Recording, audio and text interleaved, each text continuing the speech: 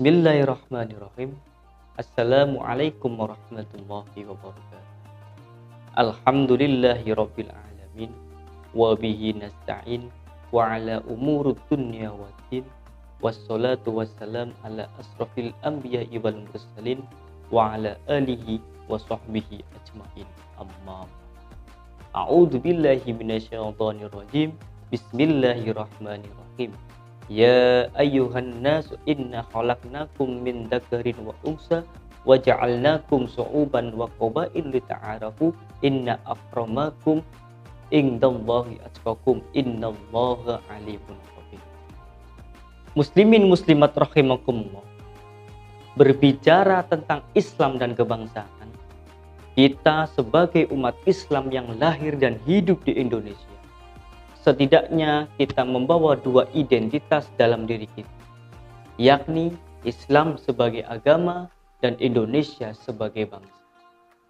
Kita adalah seorang Muslim sekaligus juga bagian dari bangsa Indonesia. Sebagai umat Islam, tentu saja kita tidak perlu mempersoalkan identitas agama kita.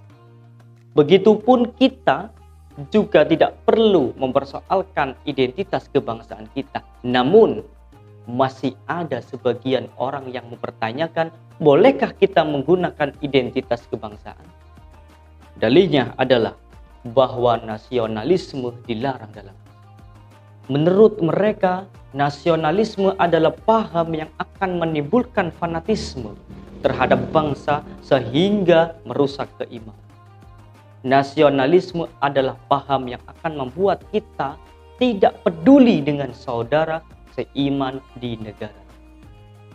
Muslimin muslimat rahimakumullah, Kiai Haji Hasyim Asy'ari atau yang sering disebut dengan sapaan Mbah Hasyim pernah mengatakan bahwa hubbul waton minal iman, yang artinya adalah cinta tanah air, adalah sebagian dari iman. Dan banyak yang salah paham menyatakan bahwa ini adalah hadis. Jelas, jika ungkapan tersebut dianggap hadis, maka ungkapan tersebut adalah hadis palsu. Padahal perkataan yang benar sesungguhnya adalah itu merupakan qaul ulama Mbah Hasyim atau Kiai Hasyim Asy'ari, yaitu pendiri Nahdlatul Ulama ketika dalam situasi Indonesia sedang berjuang mempertahankan kemerdekaan dari agresi militer yang dilakukan oleh Belanda. Jargon hubbun watol minal iman ini menjadi penyemangat para pejuang Indonesia untuk berijtihad mempertahankan tanah air. Rasulullah SAW pernah bersabda tentang nasionalisme, yang artinya adalah sahabat Ibnu Abbas Abnas berkata, Nabi pernah menyatakan demikian pada negeri Mekah. Mekah negeriku, indah betul dirimu. Mekah, engkaulah yang paling kucinta. Seandainya saja dulu penduduk Mekah tidak mengusirku, pasti aku masih tinggal di sini. Mekah. Hadis riwayat Tirmidzi. Menurut Imam Tirmidzi, hadis ini merupakan hadis hasan sahih. Artinya, hadis ini dapat menjadi landasan dalam beragama. Selain itu, ungkapan Nabi ini diucapkan pada saat peristiwa Fathu Mekah atau pembebasan kota.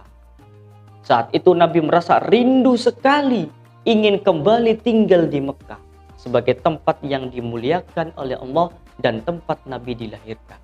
Dalam hadis riwayat Sa'id bin Zaid, Rasulullah SAW bersabda, yang artinya orang yang mati terbunuh untuk mempertahankan hartanya itu mati syahid.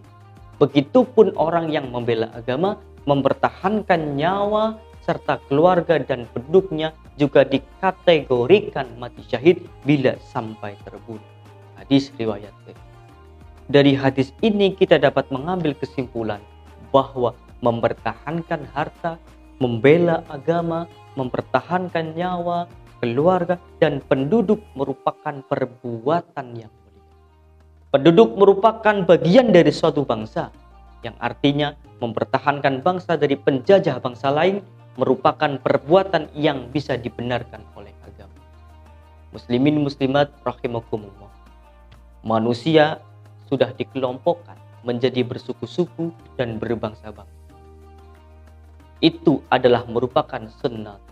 Hal ini ditegaskan dalam surat Bismillahirrahmanirrahim. Ya ayyuhan nas inna khalaqnakum min dzakarin wa unsa wa ja'alnakum syu'uban wa qabailu lita'arafu. Inna akramakum indallahi atqakum. Innallahu alimun khabir. Yang artinya, wahai manusia, sesungguhnya kami telah menciptakan kamu dari seorang laki-laki dan perempuan. Kemudian kami menjadikan kamu berbangsa-bangsa dan bersuku-suku, agar kamu saling mengenal. Sesungguhnya yang paling mulia di antara kamu di sisi Allah adalah orang yang paling bertakwa. Sesungguhnya Allah yang maha mengetahui lagi maha teliti. Dari ayat ini kita dapat mengambil pelajaran bahwa keragaman, suku, dan bangsa yang diciptakan Allah Subhanahu wa Ta'ala hendaknya menjadi sarana untuk saling mengenal satu sama lain. Identitas nasionalisme jangan disalahgunakan untuk membenci bangsa lainnya, apalagi sampai saling memusuhi.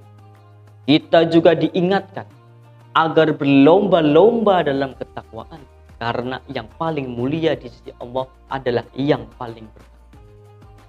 Nasionalisme pada dasarnya adalah rasa memiliki terhadap tanah air, sehingga kita mempunyai semangat untuk memajukan bangsa kita dengan terus-menerus memperbaiki diri, dengan meningkatkan keilmuan dan keterampilan kita untuk berkontribusi bagi bangsa.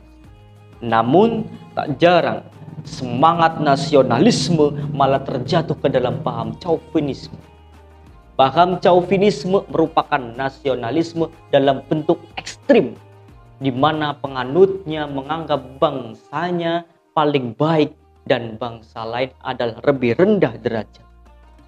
Sikap ini jelas dilarang oleh Islam. Sikap inilah yang disebut dengan asobiyah, yaitu terlalu fanatik terhadap identitas tertentu. Nabi Muhammad SAW tetap dengan proporsional dalam menempatkan nasionalisme. Walaupun beliau adalah orang Arab, namun beliau bersabda bahwa orang Arab tidak lebih mulia dibanding orang non-Arab kecuali karena ketakwaan. Sikap Nabi Muhammad SAW patut ditiru. Cinta tanah air boleh, namun harus tetap proporsional. Tidak terjebak ke dalam fanatisme yang berlebihan. Yang paling penting adalah nasionalisme kita harus wujudkan dalam bentuk kontribusi dan karya nyata yang bisa mengharumkan bangsa kita. Sekian dan terima kasih dari saya. Wallahul muwaffiq ila aqwamit thoriq. Wassalamualaikum warahmatullahi wabarakatuh.